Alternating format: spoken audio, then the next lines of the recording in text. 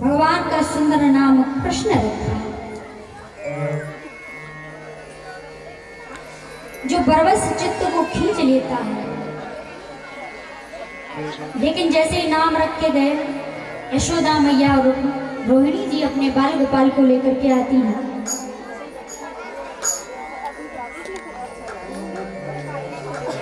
बाल गोपाल को जैसे ही लेकर के आती हैं, मैया ने कहा कि ये भगवान, ये बाबा ना जाने कैसे नाम रख के चले गए हैं। एक का नाम कृष्ण, एक का नाम बलराम, एक का नाम कनुआ, एक का नाम बलुआ। मैया ने सोच के रखे, कन्हैया कौन कहेगा, कृष्ण कौन कहेगा, बलराम कौन कहेगा।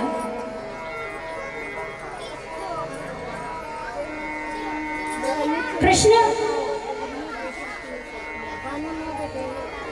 और बूढ़े आदमी तो ऐसे नाम बोल ही नहीं पाते।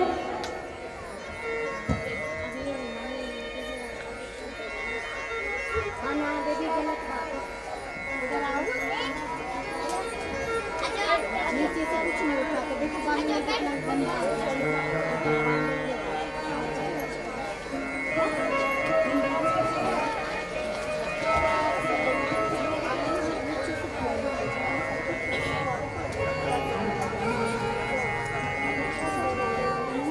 का बलुआ।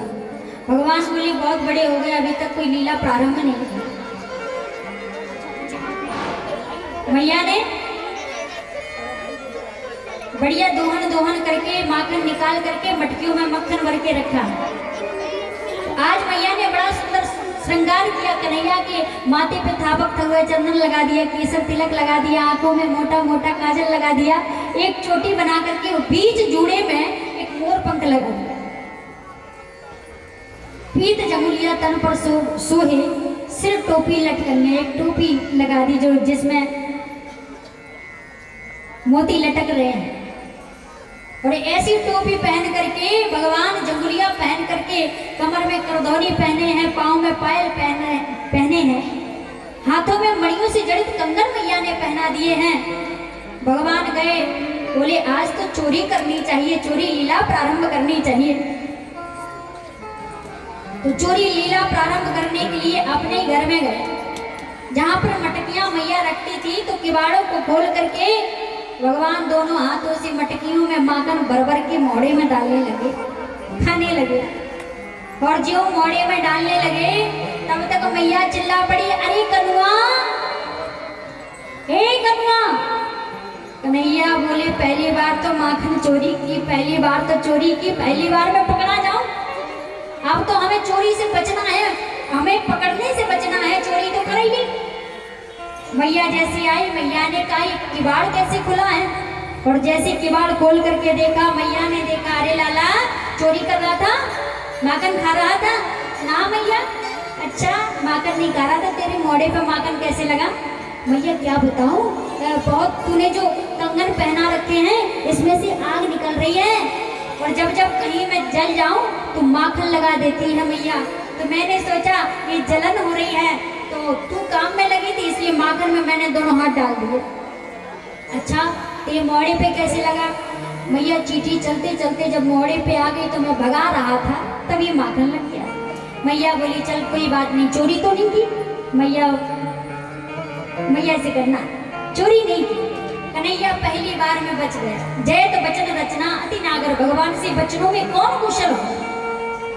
ऐसे वृंदावन बिहारी आज जब बचे तो औरों के घर में चोरी करने के लिए जाने लगे, सबके घर में चोरी करने के लिए जाते हैं। गोपी ने कहा कि आज तो कुछ हो जाए, मैं पकड़ के दिखाऊंगी। और जब शिकायत करने जाती मैया कहती रंगे हाथों पकड़ो तब मैं मानूं, जब तक रंगे हाथों नहीं पकड़ोगी तब मैं कैसे मानूंगी मेरा छोरा चोरी करे, जिसके घर में 9 लाख गायें हैं, क्या उसे भी चोरी करने की जरूरत है? लेकिन भगवान को पकड़ने के लिए एक चतुर गोपी आगे के दरवाजे पे बैठ जाती है, पीछे का दरवाजा खुला छोड़ देती है। भगवान अपनी चोर मंडली के साथ पीछे के दरवाजे से जैसे ही आती हैं, और चोर मंडली के साथ पीछे के दरवाजे से आए पूरी टीम के साथ, देखा कि चतुर गोपी है, उसने ऊपर मटकी लटका दी, मटकी के ऊपर एक घंटी लटकी है। सोच रहे हैं कि इसमें अगर हाथ डालेंगे, इसको अगर पकड़ेंगे, इसमें से माखन निकालेंगे तो घंटी बजेगी, मैं पकड़ा जाऊंगा। एक घोड़ा बना, एक के ऊपर दूसरा, दूसरे के ऊपर तीसरा, सबसे ऊपर कन्हैया। मटकी में हाथ डालने लगे, घंटी से कहा अरे घंटी तू मुझे जानती है मैं कौन हूँ? घंटी बोली ना बता दो। अरे घंटी मैं भगवान हूँ, भगवान मेरी मर्जी के बगैर एक पत्ता तक नहीं हिलता, तू कैसे बजेगी? घंटी बोली नहीं बजूंगी, पर कब तक ना बजू? मैं मटकी में हाथ डालूं तू मत बजना। घंटी बोली नहीं बजेंगे। मटकी में हाथ डाल करके माखन को निकालूं तू मत बजना। घंटी बोली नहीं बजेंगे। घंटी बोली नहीं बजेंगे। बाल बालों को खिलाऊं तू मत बजना। घंटी बोली नहीं बजेंगे। भगवान ने मटकी में हाथ डाला, घंटी नहीं बजी। माखन को निकाला, घंटी नहीं बजी। बाल बालों को खिलाया, नहीं बजी घंटी। भगवान ने कहा कि अब तो ग्वालों से पूछा कैसा माखन लग रहा? ग्वाल वालों ने कहा चोरी का माल तो सदैव ही अच्छा लगे। अच्छा अब तो भगवान के भी मोड़े में पानी आने लग गया। भगवान ने कहा चलो मैं भी चख लेता हूँ। तो भगवान ने मटकी में हाथ डाल करके माखन को मुट्ठी में भरा, घंटी नहीं बजी। और मुट्ठी भर के जैसे ही निकाला, घंटी नहीं बजी। और मुट्ठी भर के जैसे ही मोहड़े में डाला, घंटी जोर जोर से टन टन करके बजने लगी। भगवान ने कहा अरे घंटी तू क्यों बजी? देखो बोले अपनी तय हुई थी, ग्वाल वालों को खिलाऊं मत बजना, माखन को निकालूं तू मत बजना, मैं नहीं बजी। लेकिन मैंने सोचा कि अब तो मेरी ठाकुर जी का ही भोग लगने वाला है, ठाकुर के भोग में अगर मैं नहीं बजूंगी तो मैं कब बजूंगी? जब जब मणि पर आपत्ति आए तब फणी ना बोले तो ऐसे सर्प से फायदा क्या है जो अपनी मणि की रक्षा न कर पाए। और जब जब आपका भोग लगता है तो मुझे बजना ही पड़ता है। बोले तू तो बज गई, अब जो डंडे मुझ में बजेंगे उनसे कौन बचाएगा? घंटी बोली तुम जानो, तुम्हारा काम जाने, अब हमें क्या लेना देना। ग्वाली ने सब तो भाग गए। गोपी ने हाथ पकड़ा, मैया के पास लेकर के जाने लगी। रास्ते में कहती है अब तुझे इतना पिटवाऊंगी, इतना पिटवाऊंगी, कन्हैया तू चोरी करना भूल जाएगा। मैया रोज कहती थी रंगे हाथों पकड़ करके दिखाओ, रंगे हाथों पकड़ करके दिखाओ।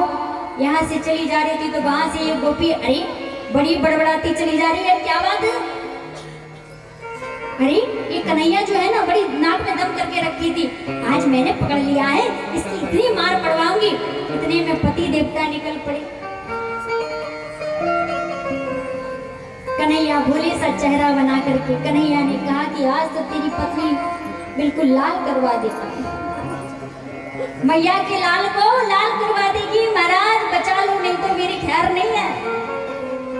इशारे में कहा तो क्या करना है? कन्हैया बोली ये सांप की जगह अपना हाथ लगाना है। और पास जैसे ही आए कन्हैया बोले अरे गोपी ये हाथ छोड़ दो, बहुत दर्द हो रहा है, ये वाला पकड़ लो, दूसरा वाला। और जैसे ही छोड़ा अपने ही पति का हाथ पकड़वा दिया। हाथ पकड़े चली जा रही है और जैसी चली जा रही है रास्ते में खूब बड़बड़ाती चली जा रही है। आज तुझे ऐसा पिटवाऊंगी कि चोरी करना भूल जाएगा। और जैसे ही द्वार पर पहुंची मैया को आवाज लगाई, मैया ओ मैया निकल करके आ, तेरा लाला रोज कहती थी पकड़ करके दिखा, आज पकड़ा है मैंने। मैया बोली अच्छा सच्ची में पकड़ लिया? मैया दौड़ करके आई और जैसे ही देखा मैया बोली अच्छा तूने मेरी लाला को पकड़ रखा है? हाँ मैया मैंने तेरी लाला को पकड़ रखा है। अच्छा मैया देख ले? मैया बोली मैंने तो देख लिया, अब ऐसे तू भी देख ले। और ज्यों उसने देखा शर्म के मारे पानी पानी। पूरे नगर में गोकुल नगरी में मैं अपने पति का हाथ पकड़ करके लाई हूँ। पति देव को कहा शर्म नहीं आती हो, तुमने कहा क्यों नहीं? अब मैं तो खूब कह रहा था, अब तू अपनी धुन में लगी थी, तू ही नहीं सुन रही थी तो मैं क्या करूं? कन्हैया बोले देखो मैंने कहा था ना ये गोपियां मुझसे जलती है भैया, इसलिए बार बार शिकायत करती हैं कि मुझसे बहुत जली, इतनी जली है ये जलना छोड़ती नहीं है। मैया बोली आज समझ में आ गया कि चोरी इसका घरवाला करता है और मेरे चोरी का नाम लगाती है। और अपने पति का हाथ पकड़ करके लाती है, कहती है तेरा छोड़ा है। समझ में आ गया अपना पाप लोग दूसरे के माथे कैसे पड़ते हैं, आज मुझे पता चल गया। कन्हैया बोले वही तो मैं इतने दिन से समझा रहा हूँ मैया। अब कन्हैया बार बार मैया को समझा रहे हैं, बार बार, लेकिन बार बार शिकायत होने पर एक दिन शिकायत करने मैया ने जब 2 दिन से बाहर नहीं निकलने दिया तो गोपियों का मन बेचैन हो गया। कन्हैया को देखा नहीं है, आज गोपियां शिकायत करने के लिए आ गई। मैया तेरा लाला मेरे घर में चोरी करने गया था। मैया बोली अच्छा हाँ मेरे घर में चोरी करने जाता है, जब इसे नहीं मिलता है माखन तो क्या करता है? मैया बोली क्या करता है? हम मैया मेरे घर में चोरी करने के लिए जाता है, जब इसे माखन नहीं मिलता है तो छड़ी उठा करके सारी मटकियों को तोड़ देता है। एक बोली मैया मेरे घर में दूध दही माखन की कोई कमी नहीं है, ये मटकों को खचोर करके आंगन में लाता है, खुद खाता है, ग्वालों को खिलाता है और बचा कुछ बंदरों को खिला देता है, तब भी बच जाता है। तो नाले में फैला देता है। और ग्वाल वालों को खिलाते खिलाते जब ग्वाल वाले का पेट भर जाता है तो बंदर को जीव खिलाता है, बंदर तुम भी खाओ तुम भी खाओ। जब बंदरों का पेट भर जाता है तो मुंह टेढ़ा कर लेते हैं। बंदरों से कहते हैं, ग्वाल वालों से कहते हैं, अरे राम राम, इस गोपी को कितनो सड़ो सड़ायो माखन है कि बंदरों ना खा रहे, खा भी लेता है और छेद भी कर देता है, ये इसके काम है। एक गोपी बोली, मैया मेरे घर में ना गैया है, मेरे घर में ना माखन है, मेरे घर में ना गैया है ना माखन है, फिर भी मेरे घर में चला आता है। मैया बोली, अच्छा तेरे घर में क्या करने आता है? मैया, जब मेरे घर में माखन नहीं मिलता तो मेरी जो बेटी है ना, उसके बड़े बड़े लंबे लंबे बाल, उसकी एक चोटी गुथी रहती है। जब इसे माखन नहीं मिलता तो मेरी जब बेटी चारपाई पर सो रही होती है तो उसकी लंबी चोटी को पकड़ करके एक चारपाई के पाए में गांठ लगा देता है, चारपाई में चोटी बांध देता है और धीरे से कान के पास जाकर के जोर से कह देता है, हवा। और ज्यों हवा कहा तो बेटी भागती है और भागती है तो उसकी चोटी तो पाए से बंधी है, चारपाई से बंधी है। वो भागती है लेकिन वो जब खिंचती है तो सोचती है कि मेरी चोटी तो भूत ने पकड़ ली है, ये हाल कर देता है। मैया बोली, सुनो, अगर तुम्हें मेरे लाला से शिकायत है तो जिसका जितना जितना चुराया है मैं सबको उतना दे दूंगी। बोलो कि किसका कितना कितना है, और ज्यादा दे दूंगी, लेकिन मेरे बेटे का अनावश्यक नाम मत लगाओ। लेकिन गोपियों का वास्तव में ये क्या है? देखे बिन कान्हा जब जी नहीं माना, तेरे लाला में हमने ब्रह्म पहचाना है। गोपियों का ताना तो, गोपियों का ताना तो उल्हाना तो बहाना है, कृष्ण के चरणों में मन को लगाना है, कृष्ण के चरणों में मन को लगाना। गोपियों का ताना तो उल्हाना तो बहाना है, कृष्ण के चरणों में मन को लगाना है। आज मैया ज्यादा परेशान हो गई तो मैया ने लेके उखल से बांध दिया, लेकिन उखल से बांधा तो आसानी से नहीं बंधे।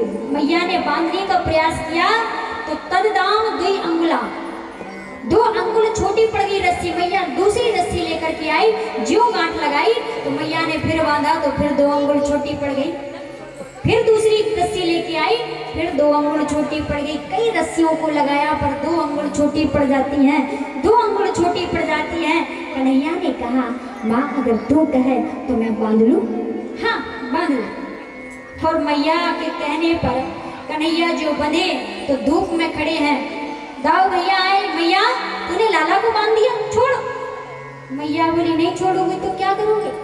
मैया तू जानती नहीं मैं कौन हूँ? मैया बोली, हाँ कौन हो तुम? मैया मैं शेष अवतार हूँ, शेष अवतार। हाँ तू शेष अवतार, तेरा बाबा गणेश अवतार, तेरा भैया महेश अवतार, सब अला वाला यही आ गई, भाग जा नहीं तो तेरे को भी बांध दूंगी। तो भैया बोले, मैया इसके सामने कुछ चलने वाला नहीं है, इसके सामने कुछ नहीं चलेगा। मैया भगवान को बांध सकती है तो मैं तो भगवान का दास हूँ। इसलिए दाऊ भैया को भी भगा दिया। अब भगवान एकांत में खड़े हैं तो जिसकी जड़ एक है तने 2 है, और ऐसी उखल को उस वृक्ष में फंसाया और जो झटका मारा तो वृक्ष धराशाही हो गया। ये वृक्ष कौन है? जो दिव्य स्वरूप में आते हैं। दोनों ने भगवान को प्रणाम किया। ये कोई और नहीं है, एक नर कुंवर मणिग्रीव नाम के 2 पशु थे जो नारद जी को देखकर भी सरोवर में जड़ के समान स्नान कर रहे थे। तो नारद जी ने उनको श्राप दिया था कि जाओ तुम जड़ ही हो जाओ। उसी कारण से ये आज जड़ के रूप में भगवान के यहाँ वृक्ष के रूप में पड़े हुए थे। दोनों ने हाथ जोड़ करके कहा, प्रभु वाणी गुणान कथनीय श्रवणों कथायां, वाणी वही शुद्ध होती है जो भगवान का नाम गाए, कान वही शुद्ध होते हैं जो भगवान का नाम सुने, भगवान का गुणगान सुने, हाथ वही शुद्ध होते हैं जो अपने से बड़े भगवान के चरणों में, भगवान के दरबार में हाथ जुड़ जाते हैं, चरण वही शुद्ध होते हैं जो भगवान के दरबार में जिनसे चल करके हम पहुंच जाते हैं, चरणों में प्रणाम करके अपने परम धाम पहुंचे। सुखदेव जी महाराज कहते हैं, राजन भगवान की अनेकानेक लीलाएं, फल बेचने वाली जो आवाज लगा रही थी, कोई फल ले लो, कोई फल ले लो, भगवान ने सुना। भगवान छोटी छोटी अंजलियों में जौ के दाने लेकर के आए, लेकिन भगवान की उंगलियां फैल गई, मात्र 2 दाने रह गए। और जो 2 दाने रहे, बूढ़ी मैया से कहा, मैया सबको फल दे रही है, मुझे नहीं देगी? मैया ने कहा, अरे बेटा क्यों नहीं? तो टोकरी उतार करके जैसे ही देखा कन्हैया के हाथ में तो सिर्फ जौ के 2 दाने, मैया ने उन दानों को अपनी टोकरी में रखा, जितने भी फल थे सब दे दिए। और जैसे टोकरी रख करके जा रही है, लेकिन भगवान का ऐसा मंत्र मुग्ध दर्शन किया, भगवान ऐसे चित्त में बसे कि अपने देह का भान भी भूल गई, भगवान का ध्यान कर रही है और कह रही है, श्याम नाम के हीरे मोती मैं बिखरा हूँ गली गली, और ले लो रे कोई श्याम का प्यारा शोर मचाऊं गली गली, ले लो रे कोई श्याम का प्यारा शोर मचाऊं गली गली। श्याम का प्यारा, गोपियों ने कहा, जरूर इसने मेरे श्याम का दर्शन किया है, उस दिन से उसने फल बेचना ही छोड़ दिया। जब घर पे टोकरी लेकर के गई है, तो जो 2 दाने थे जौ के, आज हीरे जवाहरात से वो टोकरी भर गई। बोलिए भक्त वत्सल्य भगवान की। ऐसे वृंदावन बिहारी लाल सुखदेव जी महाराज कहते हैं, राजन भगवान का दर्शन एक गोपी ने किया, ऐसे भगवान चित्त में बसे कि यमुना तट पर बैठे,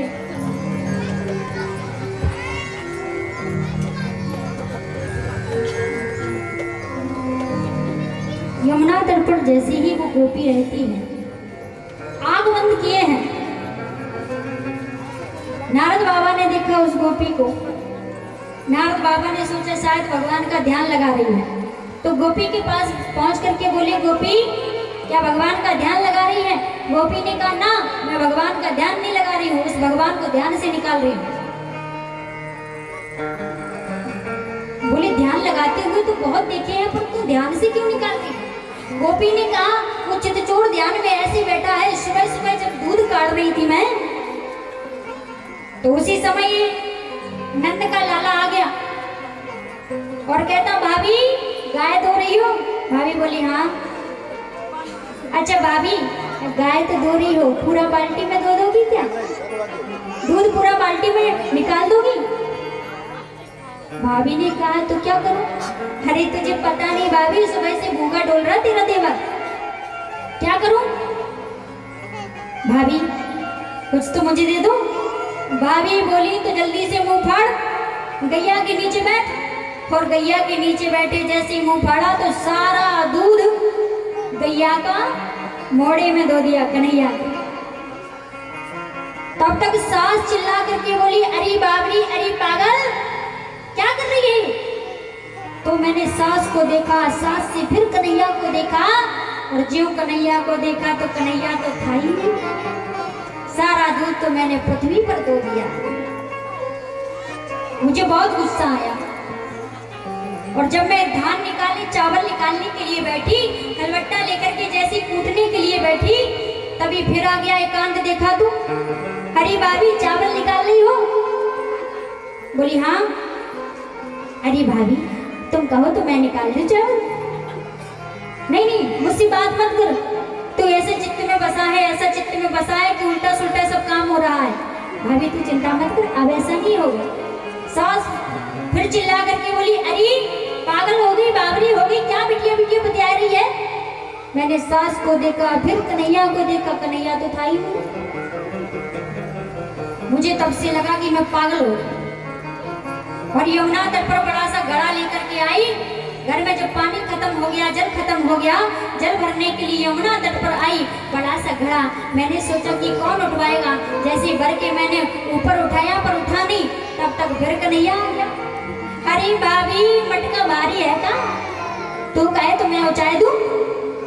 अरे लाला जल्दी से उचाए दे।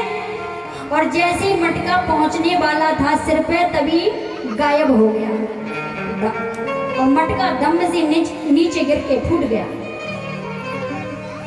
मैंने सोच लिया जब तक वो चित्त चोर कन्हैया को चित्त से नहीं निकालूंगी, तब तक घर नहीं जाऊंगी। भक्त भगवान को चित्त से निकालना चाहते हैं, हम संसारियों को भगवान दिखते नहीं हैं, हमारे चित्त में बसते नहीं हैं। ऐसी भगवान की सुंदर बाकी झांकी। बाकी बिहारी की देख छटा, बाकी बिहारी की देख छटा, देख छटा, मेरा मन है गयो लटा पटा। बाकी बिहारी की देख छटा, देख छटा, मेरा मन है गयो लटा पटा। लटा पटा लटा पटा, पटा,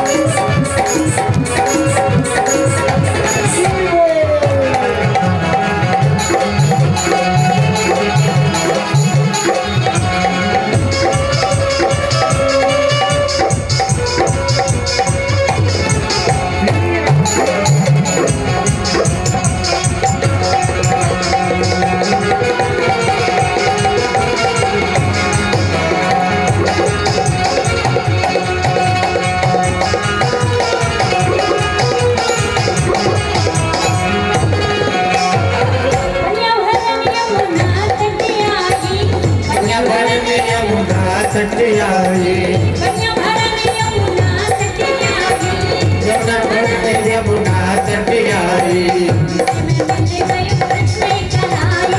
जिसमें मिल गयो कृष्ण कन्हैया, बीच में मिल गयो कृष्ण कन्हैया, जिसमें मिल गयो कृष्ण कन्हैया। छोड़ दिया रे छोड़ दिया पानी का घटा, पानी का घटा, मेरा मन है गयो लटापटा, मेरा मन है गयो लटापटा, बांके बिहारी की देख छटा, मेरा मन है गयो लटापटा, मेरा मन है गयो लटापटा, बांके बिहारी की देख छटा, मेरा मन है गयो लटापटा, मेरा मन है।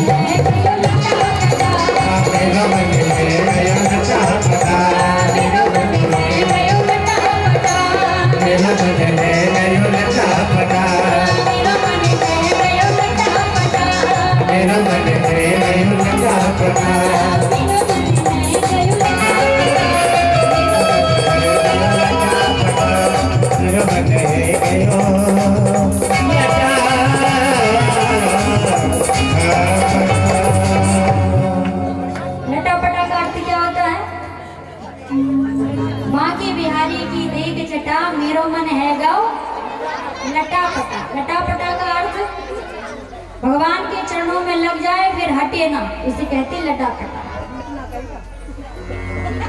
अब किसका मन लटापटा हुआ किसका नहीं हुआ वो तो आप ही जानो। निवेदन कर रहे थे काली दो में जो गाय जलपान करके बीमार हो रही थी, काली नाग की वजह से भगवान ने काली को भी वहां से विदा करवाया, मार कूट करके भगाया। एक दिन देखते हैं कि रसोई में बड़े सुंदर सुंदर पकवान बन रहे हैं। भगवान की नाश्ता में जा रहे तो भगवान दौड़े चले आए, और जैसे ही दौड़े चले आए भगवान ने देखा, मैया से बोला मैया एक बात बता, ये पकवान सुंदर सुंदर मेरे लिए बन रहे हैं क्या? मैया बोली ना तेरे लिए नहीं बन रहे हैं, ये पता है दीपावली के बाद जो आता है ना वो दिन हमारे इंद्र भगवान का होता है,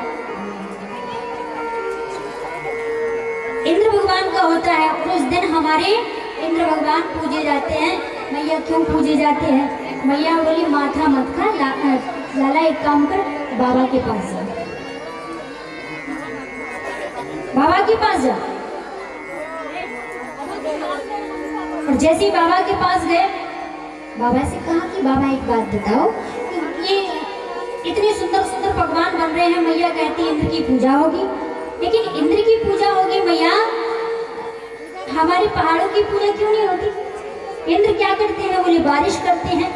महाराज एक बात बताएं बाबा, मैंने सुना है कि पहाड़ों से झरने निकलते हैं, झरने से नदियां बनती हैं, नदियों से समुद्र बनते हैं, समुद्र में जब मानसून उठता है तब जाकर के आकाश में वो भाप के रूप में बनते हैं और वो जल बारिश करते हैं, जल वृष्टि करते हैं। बाबा तो उनकी पूजा क्यों नहीं? उनकी पूजा होनी चाहिए। बाबा ने कहा लाला अगर मैं भी मान लूं तो क्या सब मान लेंगे?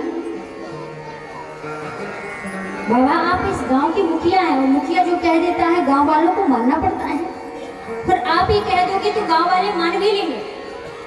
अच्छा, सारे ग्रामवासियों को बुला करके कहा गया। ग्रामवासियों ने कहा ठीक है, अगर तुम मानते हो तो इंद्र की जगह इनको मान लेते हैं। आज गिरिराज भगवान का पूजन करने के लिए जैसे गए, बैलगाड़ियों से गए हैं,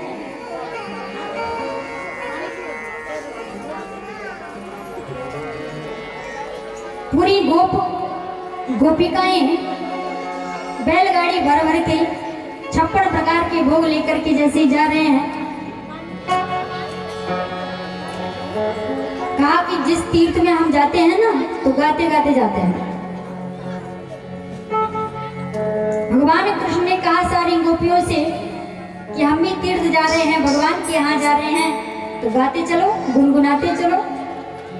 सारी गोपियां गा रही हैं, मैं तो गोवर्धन को जाऊं मेरे भी नाई माने मेरो मनवा, मैं तो गोवर्धन को जाऊं मेरे भी नाई माने मेरो मनवा, मैं तो गोवर्धन को जाऊं मेरे भी नाई माने मेरो मनवा, मैं तो गोवर्धन को जाऊं मेरे भी नाई माने मेरो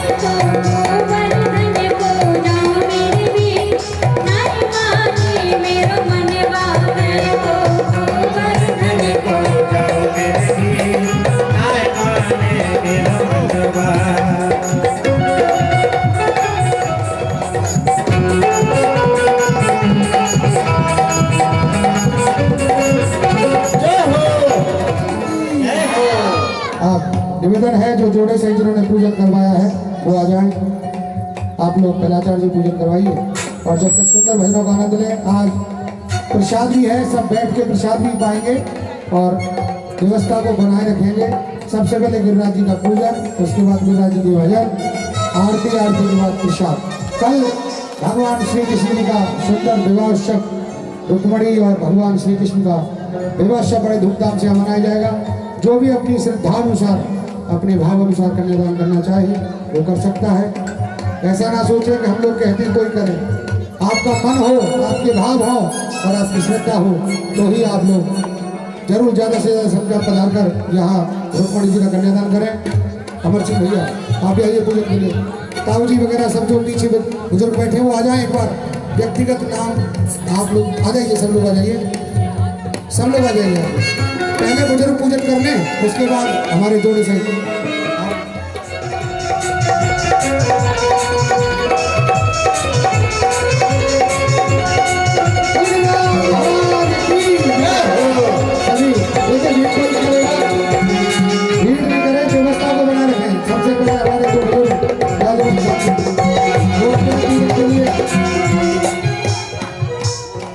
सबसे पहले हमारे जो बुजुर्ग यहाँ ग्राम समाज से आए हुए हैं वो पूजन कर लें।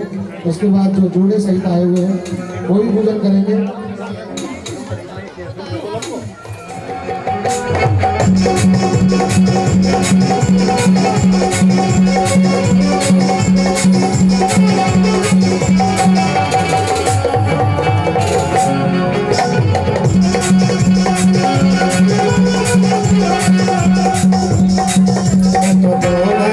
को जाओ मेरे जी नाय माने मेरो मनवा मेरो गोवर्धन को जाओ मेरे जी नाय माने मेरो मनवा नाय माने मेरो मनवा नाय माने मेरो मनवा नाय माने मेरो मनवा नाय माने मेरो मनवा मैं तो गोवर्धन को जाओ मेरे जी नाय माने मेरो मनवा मैं तो गोवर्धन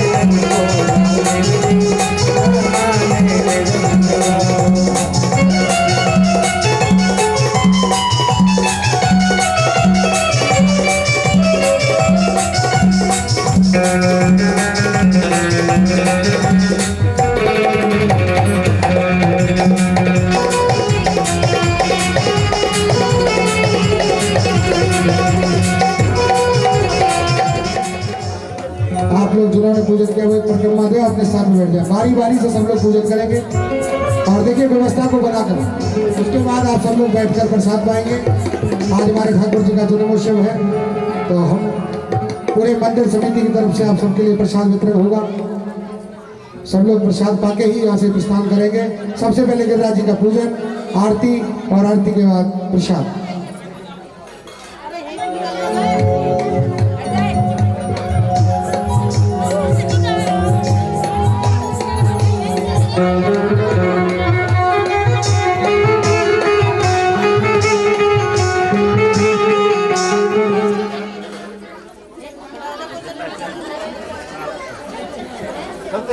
जल्दी जल्दी बढ़ाते रहो। कहते हैं वृंदावन में जाकर के जो फल मिलता है ना गिरिराज भगवान का परिक्रमा करने का, वही फल यहाँ प्रतीक्षा करने का फल मिलता है। तो सभी परिक्रमा करने आएंगे। और आज हमारे बाल गोपाल हमारे धर्मवीर भैया के ठाकुर जी का भी जन्मदिन है और यहाँ पे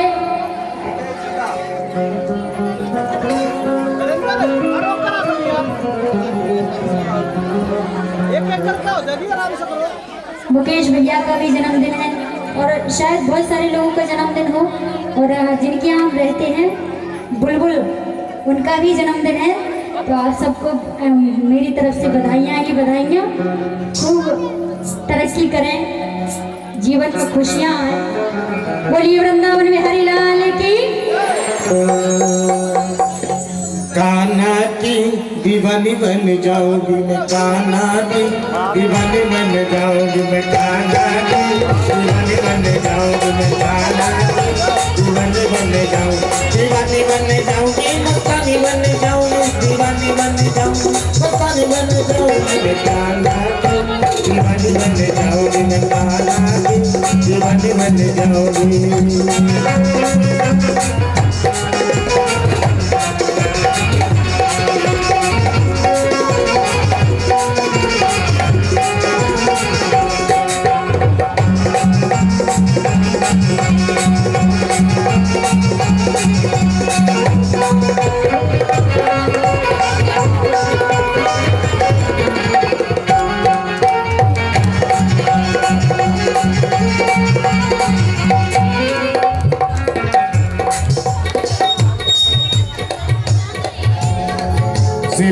गोवर्धन महाराज महाराज तेरे माथे मुकुट विराज लो श्री गोवर्धन महाराज महाराज तेरे माथे मुकुट विराज लो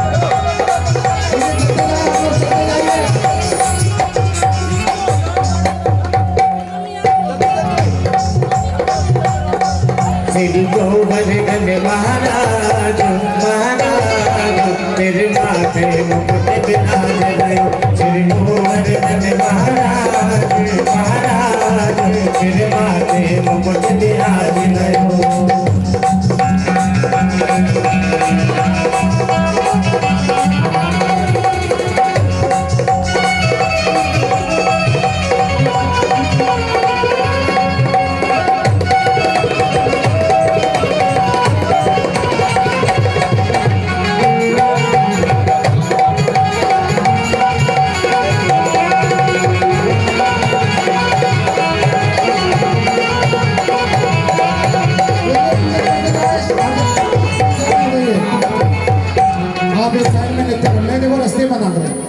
ऐसा नहीं, एक साइड में देखो व्यवस्था आप लोग जो बनाने वाले हो, जो गोवर्धन की पूजा करेंगे वो लोग कहाँ से आएंगे जब आप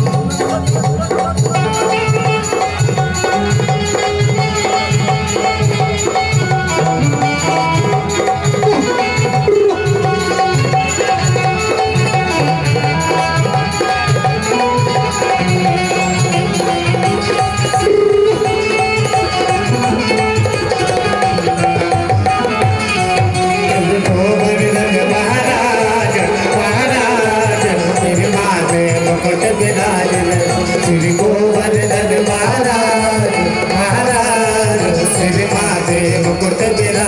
लो श्री गोवर्धन महाराज महाराज तेरे माथे मुकुट विराज लो श्री गोवर्धन महाराज महाराज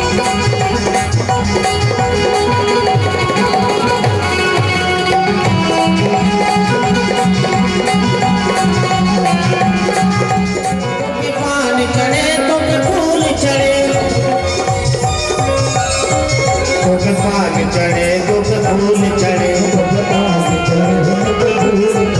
और चढ़े और चढ़े और चढ़े दूध की धार आधार तेरे माथे मुकुट विराज श्री गोवर्धन महाराज महाराज तेरे माथे मुकुट विराज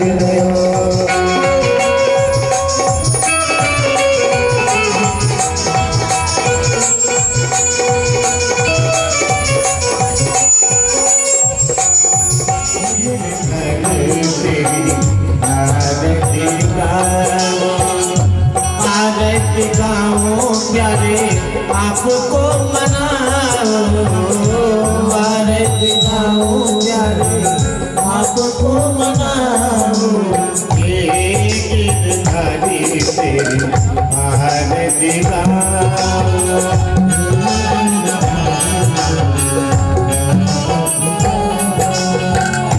मोर मुकुट माथे पे सोहे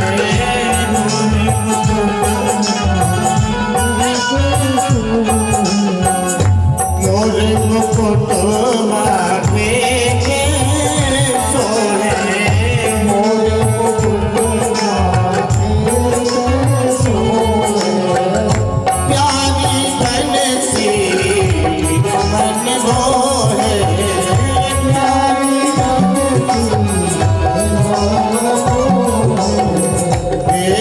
छवि में बनी बनी जाओ एक छवि में बनी जाओ गिरधरी आरती गाओ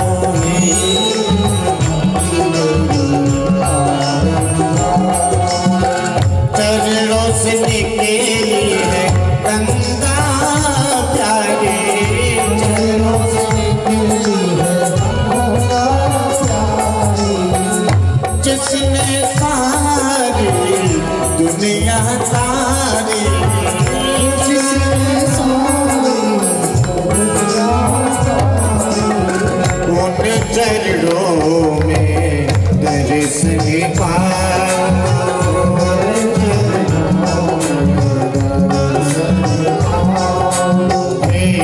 गिरधारी तेरी आरती गाओ,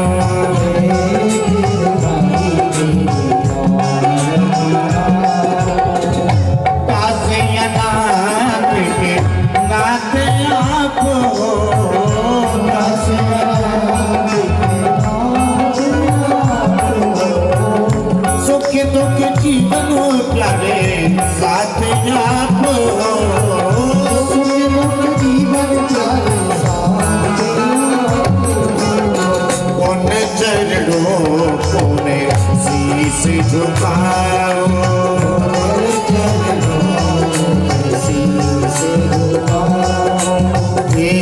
गिरधारी तेरी आरती गाओ,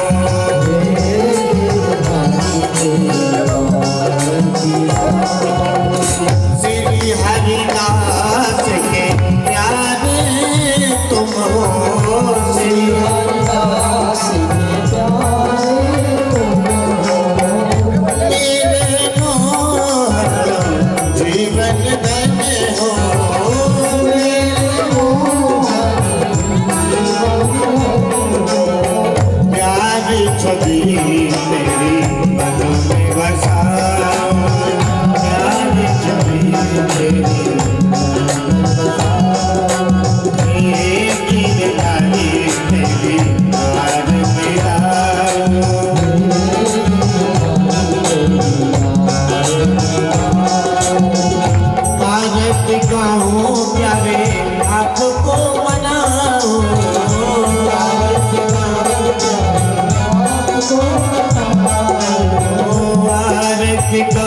प्यारे आपको मनाओ,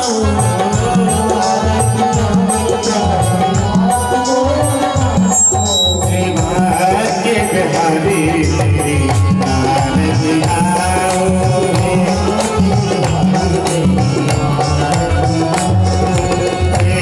गिरधारी तेरी आरती गाओ,